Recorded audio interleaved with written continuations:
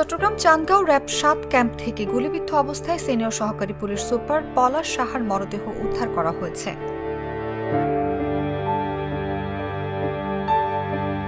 বুধবার দুপুরে তার মরদেহ উদ্ধার করা হয় বলে জাগো নিউজকে জানিয়েছেন র‍্যাবের লিগ্যাল অ্যান্ড মিডিয়া শাখার পরিচালক wing commander MZ Intekhab Chowdhury. তিনি বলেন, এএসপি পলাশ সাহার মরদেহ উদ্ধার করা হয়েছে, তবে তিনি কিভাবে মারা গেছেন সে বিষয়ে এখনও নিশ্চিত নই। মরদেহ হাসপাতালের মর্গে নেওয়া হয়েছে, সেখানে ময়নাতদন্তের পর মৃত্যুর কারণ জানা যাবে। জানা গেছে মরদেহের পাশ থেকে একটি চিরকুট উদ্ধার করা হয়েছে। চিরকুটের লেখা রয়েছে, আমার মৃত্যুর জন্য মা এবং বউ কেউ দায়ী না, আমিই দায়ী। কাউকে ভালো রাখতে পারলাম না। বউ যেন সব স্বর্ণ নিয়ে যায় এবং ভালো থাকে। মায়ের দায়িত্ব 2 ভাইয়ের উপর, তারা যেন মাকে ভালো রাখে। স্বর্ণবাদে যা আছে তা মায়ের জন্য।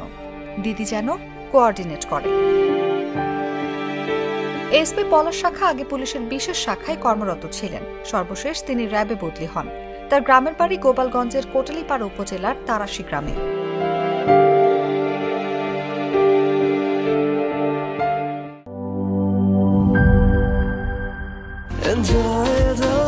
চলো উড়াই খুশি তুলে নিয়ে হাতে,